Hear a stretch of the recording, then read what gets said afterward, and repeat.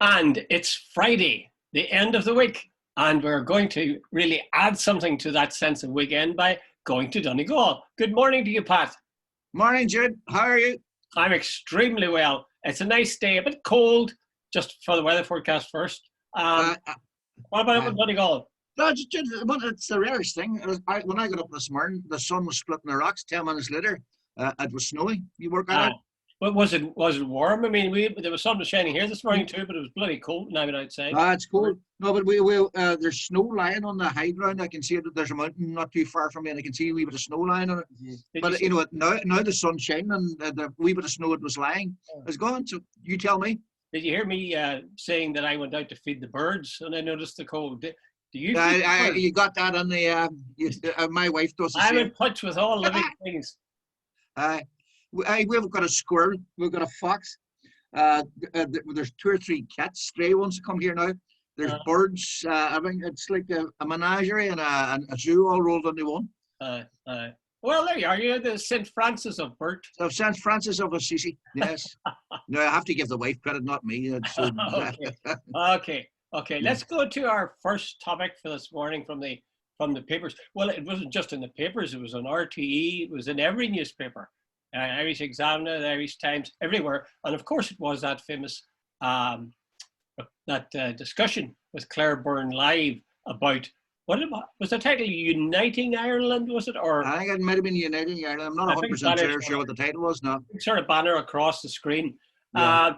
And it turned out to be, well, a lot of people I found had watched it. And I watched it myself to the very end, which is something I don't normally do because my bedtime's quite early. I must say I enjoyed it, but I was infuriated by it as well. What was your reaction to it, Pat? Well, let's be honest. The Joe Brolly thing was the highlight of the evening, and it's been the main topic of conversation since. Micheál Martin did his usual. I fell asleep listening to him. In fact, his contribution, he shouldn't have even bothered showing up. But I thought, right, Gregory Campbell came on and gave. A sort of, and I like Greg, so but Greg, he was very condescending, and he sort of, sneering a wee bit. It's not going to happen, and laughing as if it was, beneath contempt. And then there was Jamie Bryson, who was given full rein to. He said he would choke on his own blood and whatever else he said. And then when Joe Brolly came on, and the thing that strikes me, Jude, the one thing the Dublin 4 broadcasters can't handle as an uppity nationalist. Because they can deal with the unionists and the Micheál Martins of this world, but the one thing they can't deal with is an articulate, nationalist who's willing to sort of get on their faces and say, look, this is what's happening and this is what's going on, and they certainly don't like it. And Claire Byrne certainly didn't like it, and I've seen look at how Gerry Adams and Martin McGuinness used to be treated. Yeah. Like, remember, was it what do you call her? The talk. Said to Martin McGuinness, when were you last at confession? Yeah.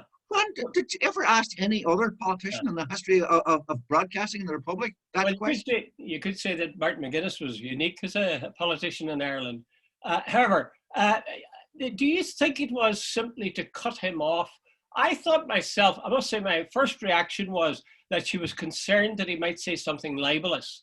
Yeah, I think that's a lot of what a lot of people. But Jude, you think that's a rather more innocent interpretation than. Yeah, it is. Yeah, and she has, and fairness, I have to say that she got in trouble. She used to present a Saturday show on RTE Radio where she actually did get sued because somebody did say something, and I understand that. But Jude, here's the other point: Joe Brolly is a qualified barrister, quite a successful one. He has been writing and around the media for a long time. And if Joe doesn't know the laws of libel at this stage, he's got 2 arrows in his quiver. He's got the legal background and he's got the media background. So now if Joe, and Joe wrote an article, and I have a fair idea what he was going to say. He was going to reference Gregory Campbell's comment about the choir and about the curry my yogurt. So he was chatting about Gregory both in terms of culture and racism, as far as he saw it. Yeah, I think he was talking about the party generally, certainly including Gregory. Yeah. And the things he was calling the party were, I caught it, and it sounded familiar because I've heard him say it before. Yeah. He talked about misogyny. He talked about homophobia.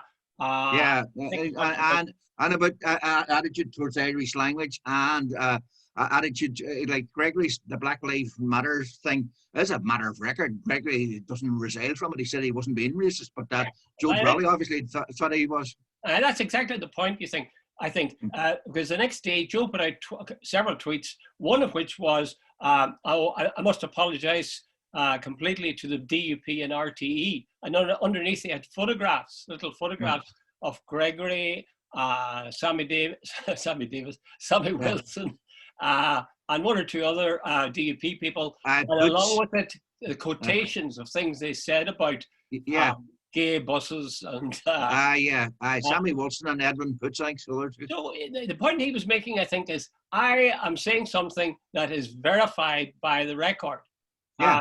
And Claire Byrne wouldn't let him say these things. Yeah. He also said something that disturbed me a little bit. I don't know if you caught that. I thought he said, I don't care about a border poll. Did he say that? He said that. He said, basically, he said, I don't care about a border poll. Basically, he says Northern Ireland is finished. He says the DUP, he says they are loathed by the Tories. This place is totally dysfunctional. No matter what goes on, it's not working. I don't know what he meant by I don't think. Would that be an argument for holding a border poll? To say. Yeah, well, Jude, I'd be sort of putting words in his mouth for the rest of the way. But I think he did say something along those lines. But I don't think he meant it in the way you've interpreted it. I think he was trying to say, look, border poll or no border poll, this place is not working. Oh, yeah. I take your point. Any other interesting developments from that? I think it was Dermot Ferreter was writing in the Irish Times this morning about it. Yeah, Dermot Ferreter. I really like Ferreter because he doesn't, unlike a lot of Southern, he doesn't sort of take either side, but he's very sort of for it. Basically, he's saying that he says basically maybe in any discussion we start moving away from the politics from the DUP and Sinn Féin, which are both sort of like polarities, and move towards civic societies. He pointed out that about 3 years ago there was a group of unionist civic people. I can't remember his name now. The former rugby player David Gill. Trevor Ringland. Trevor Ringland. That's the guy. And he said he extended a sort of an olive branch. No, let's talk. Let's talk about the things that matter to you and to us. Those civil rights, fairness, equality. The road ahead, rather than just about flags. And Jude, the famous one at the Waterfront Hall that you and I were at a couple of years back, that was civic nationalism, saying we are fed up with this sort of sort of second-hand sneering at all things Irish. We want a way forward where equality and sort of civil rights and respect and parity of esteem are all part of the sort of everyday culture. So I think he was basically suggesting that maybe the civil servants between Britain and Ireland should get together and start cultivating these people and sort of go round the political parties. Well, I mean, that's a highly commendable thing to do. And Trevor Ringland was doing that to some extent. And of course, we have the famous 6 cross-border bodies, which we never hear about nowadays. Never hear about. So all of those things are good. But I wonder if, in fact, they're missing the point a bit. I think what do you mean? That meeting, well, civic nationalism. Of course, it was talking about equality. But I think the thing that drew people and the thing that energized people was the thought that we really need a border poll. And one of the main contributors to that was Professor Colin Harvey. And he suggested a date for it even.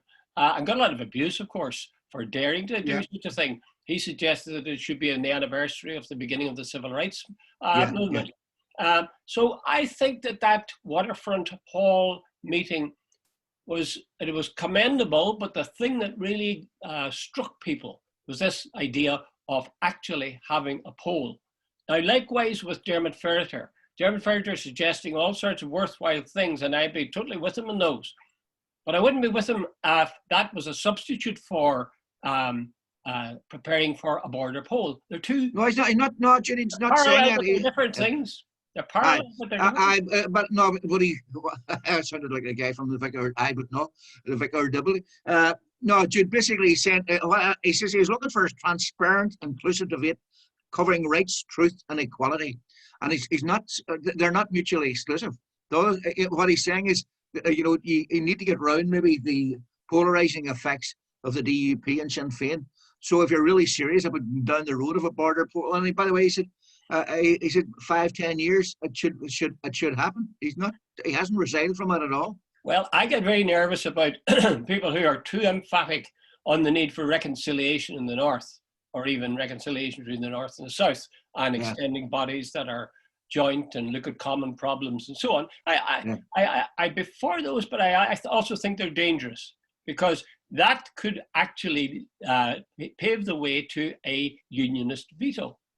You could be saying, well, no, we have to have another discussion about bridges. We've got to have another discussion about worship. We've got to have another discussion about voting. Another discussion, improving life, certainly, and who could object to that? Yeah. But if you were looking for a border poll, it's not taking you to it. Let me ask you a question, Pat, and I think this is quite a key question, because many people, certainly you said Micheál Martin wasn't saying very much at the end of that Claire Byrne show. And he was one of the ones that said, don't put a date on it. John Bruton also, of course, was on. Don't put a date on it. Now, do you think a date should be put on it? Further, I think it's saying something the same. He's saying, forget about the date for the moment. Do you? I think he said maybe 5 to 10. I think a date should be put on it, because I think you can kick the can down the road. By the way, I didn't hear it, so I'm not standing over this, but I read somewhere there, I think yesterday, that Bertie Ahern was on the Pat Kenny show on News Talk on the wake of Claire Byrne show. I think of Tuesday morning, obviously, if that's the case. Yeah. And basically, the claim was, I don't know, Jude, I'm not standing, that if the unionists weren't happy, Bertie was basically saying we shouldn't have a border poll. That was the outcome of it. I haven't seen it, so I'm not standing over. But Jude, I'm going back to this sort of key point that I keep making, well, the key point as far as I'm concerned, that the Southern politicians, Bertie Ahern, John Bruton, Micheál Martin, like these, if Northern nationalism is waiting on those people to sort of do the right thing for Northern nationalists, forget it. They run away from it, and they see this shared island thing. I really am becoming pissed off at that. They say they're doing a lot of work on the background. Like, go on, show me a lot of work on the background. Go on, prove to me that they're. Well, they're funding. Wait a minute, Pat. They're funding. Jude. Okay, they're funding this and they're funding that. Hey, how long is that going to take? 40 years. Like, Micheál Martin mentioned Letterkenny and McGee. Jesus, hey, they've been talking about that for 20 years. Where's the proof that they're going to do anything? But Pat, be fair, now they have actually put money in place so that the Erasmus scheme can be made available to students in the north. Yeah, and Jude, that's very commendable. But hey, see, we Mrs. Doherty and the Bogside, and we Mr. O'Donnell down in Letterkenny. What difference is that going to make towards the unification of this country and the next 5 years?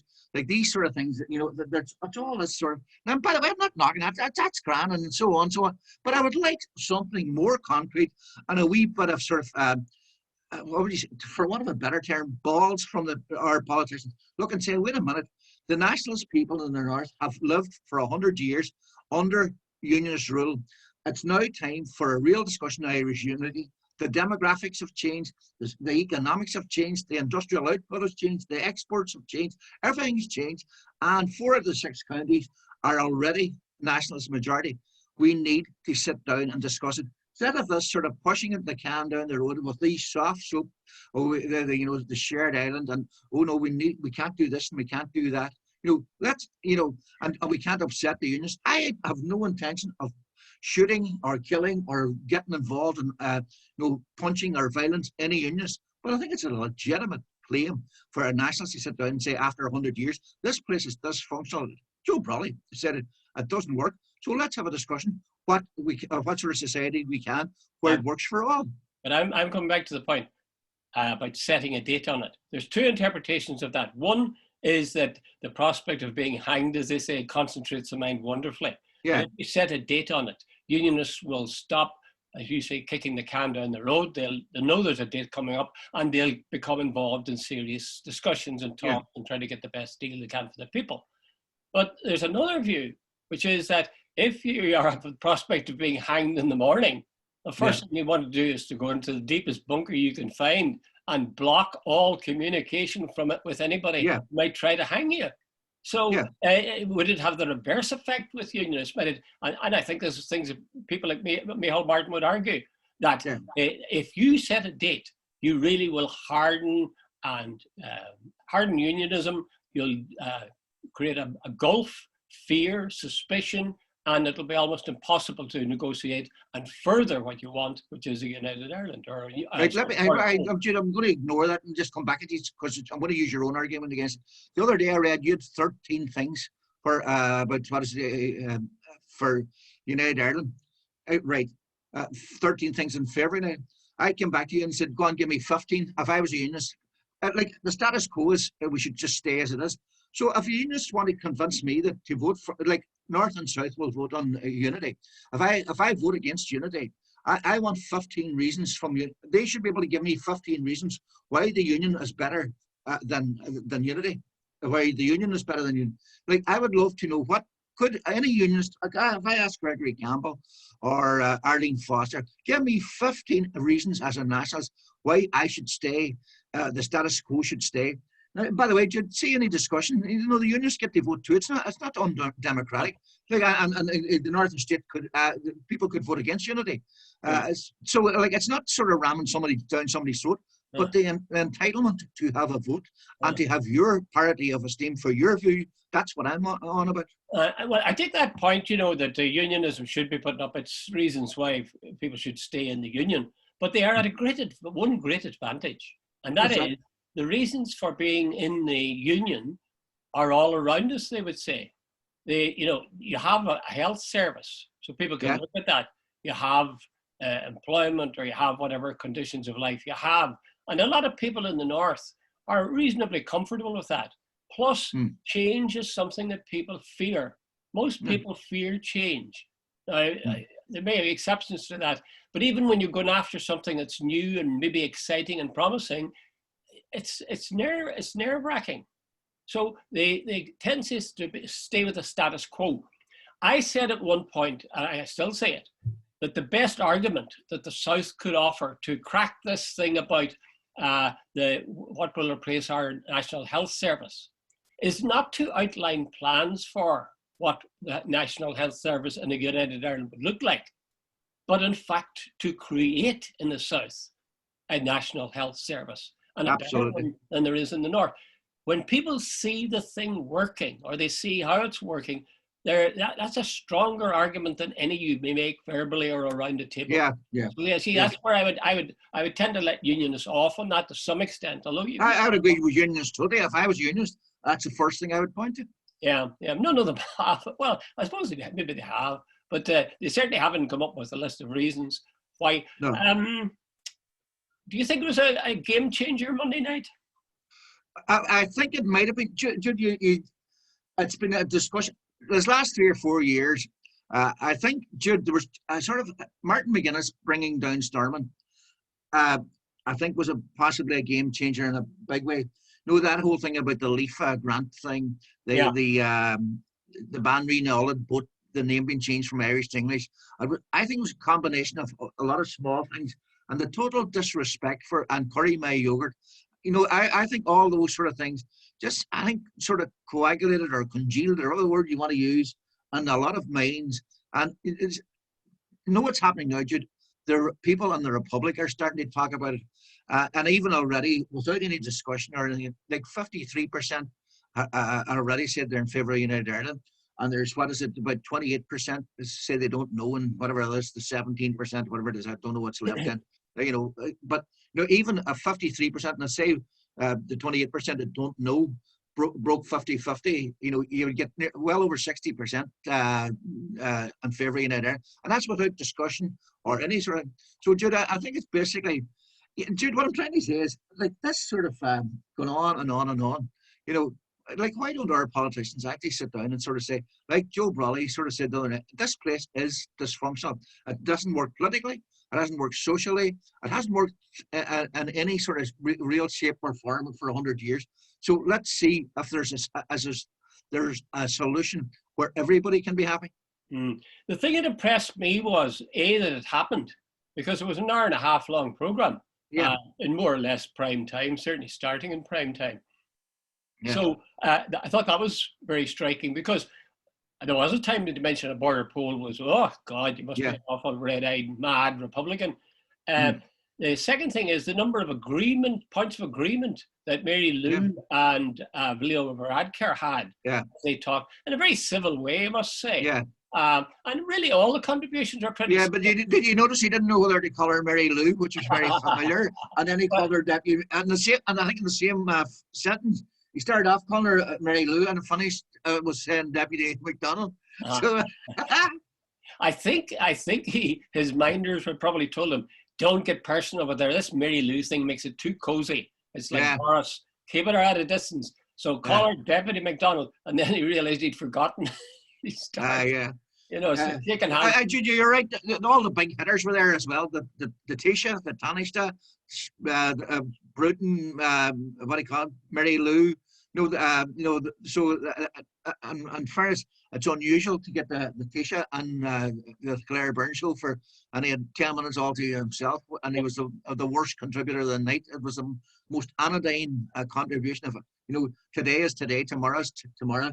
It's bright during the day, it's dark at night. Jesus Christ. You know, yeah. Pat, you're very hard on the poor man. No, I wish he would say something. He says he went up north and met a few Protestants, and after that he saw the complexity of the situation. I was going, Jesus, give us a break. You know, does he think that no one else has gone through? You know, like I've met many Protestants and I've met many Unions, and I can understand exactly where they're coming from.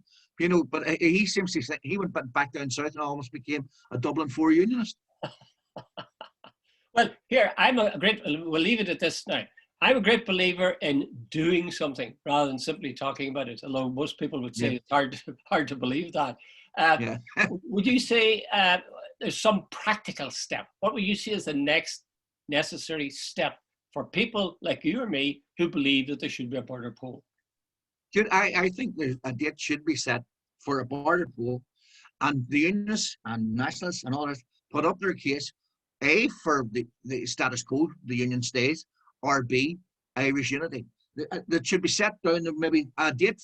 I'm not saying by the way tomorrow morning. I'm talking maybe 5 years, 10 years even. You know, as long as there's something that concentrates the mind and say, look, wait a minute, this what we have right now. It's not working. Okay, so set a date. Well, you say people talking. Who would you say citizens' assemblies would be? Citizens' assemblies, universities. And who would set those up? Who would set up the citizens' assemblies? I think at the very least, if the British and Irish governments set a date for a border poll, I would presume the very least that the Dublin and Westminster governments would get involved, setting up civil assemblies, setting up expert panel groups to have a look at it. And so, hey, Jude, it's not a foregone conclusion that people would vote for unity. It's not a foregone conclusion to vote for the union.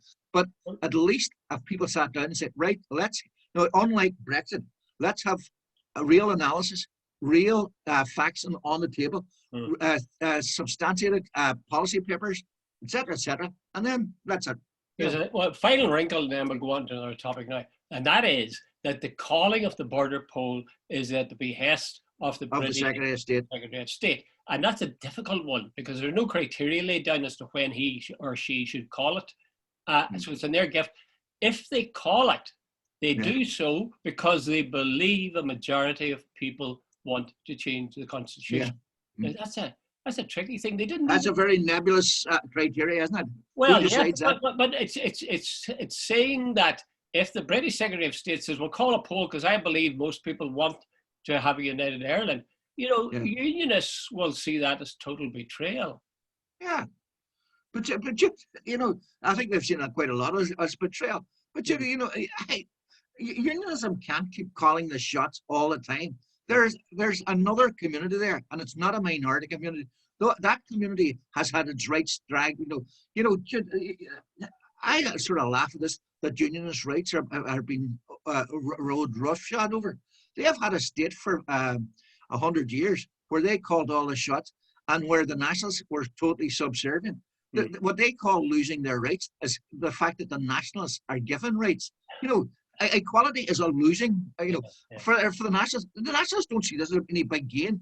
All they're getting, getting the right to vote when everybody else can vote doesn't mean then that somebody else has lost someone. It just means that you got the rights that you were entitled to originally. Well, I was going to go on to talk about the fact that Boris Johnson has called for flags flying on public buildings in Britain. Jude, we're not even talking about anything else today because this is taking up the whole thing. I know, but not here. Not here. It doesn't control here. No, it doesn't. You make local decisions. So that's. Yeah. But if he flies them in Britain, you can bet your boots that Ireland Fostering Company will be screaming for them. I love it. By the way, maybe we should wrap up because we're definitely going on. But the whole thing about devolution, I think the DUP are wonderful. They want devolution when it suits them and not when it suits. They want devolution to fly the flag, but they don't want devolution in regard to their protocol. They want devolution when it comes to abortion. And anyway, you get where I'm going with all this. Yes, bit of the old cherry picking then. Yeah. Okay. So let's go on to the. I think there's only room for one more little item, and that is a woman who I don't know when she died, but she did something in 1926. I think it was. She died in 1956. 56. 56. Yeah. 56. Well, the 30 years afterwards. Was in 1926, I think, maybe. She Violet Gibson. She was from an old Anglo-Irish family from Dublin. Anyway, she apparently they were very well off and so on. No, it came up yesterday. I thought it was a fabulous story, and it was you actually drew me attention to it. But I remember today. The story was Violet Gibson was brought up in Dublin, and anyway, she was from the old Anglo-Irish background, and she went, they were very wealthy, and she went traveling in Europe. Anyway, in 1926, she took a pot shot at Mussolini, and apparently, had he not moved his head just as she fired the bullet, she would have got him smack on, but she hit the bridge of his nose, and when she went to shoot the second time, the gun jammed. So anyway, the fascist police in Italy now actually saved her because the crowd were going to lynch her and all the rest. And anyway, she was rather than keep her, and she was sent home to Britain, England, and where she spent the next 30 years of her life in a psychiatric hospital. Now, apparently she was not insane, far from it. But the very fact that a woman had shot at a leader, etc., when you consider what Mussolini went on to do, maybe Miss Gibson would have done us all a favour had she been a wee bit more accurate. Yeah, I wonder did she actually make the trip with that in mind, or was she on holiday in Italy at the time and it happened to be? I was walking one day about 4 or 5 years ago, and I came on RT. I think it was a Ray Darcy show. There was somebody had done some sort of article on her or a program on her or something, and it was a fascinating story. They were old Anglo, type people, and they were, some of them a bit eccentric and so on. And I think she might have, now Jude, I'm totally open to correction. She might have gone, she hated fascism and she hated all that sort of stuff. So she was very politically minded. Well, it's actually contrary to the usual thing, because the aristocracy in Britain were very certainly, there was a strong Nazi streak in them. Oswald Mosley and the Mitford girls and Edward the sixth or whatever, I can never remember the type number. Yeah, meetings with Hitler's people. So it's sort of out of kilter with the general trend. But well, you have to hand it to her. And now they want to put a plaque up to her. Would you dig into your pocket and contribute to that? Absolutely. What a brilliant woman. Hey, but there's someone else. By the way, just before we go, because we are definitely. Yeah. But remember I love the one Boris Johnson at a private dinner when they were talking about supplies of COVID. He says greed and capitalism works every time. No, he's resiled from it. He said that wasn't meant. That was meant as a joke and all the rest. But doesn't it show that the old Trump type conservative, to hell with everybody else as long as we're okay? And that's the type of capitalism Johnson is. As greed is good. Well, that's at the heart of capitalism. It's only a question. But they moved a long way from the message of Jesus Christ about looking after the least amongst us. I didn't know you were a Christian. Oh, I'm very much a Christian. Okay, bye. Thank you very much. Okay, Jude. Bye. Good luck. Okay.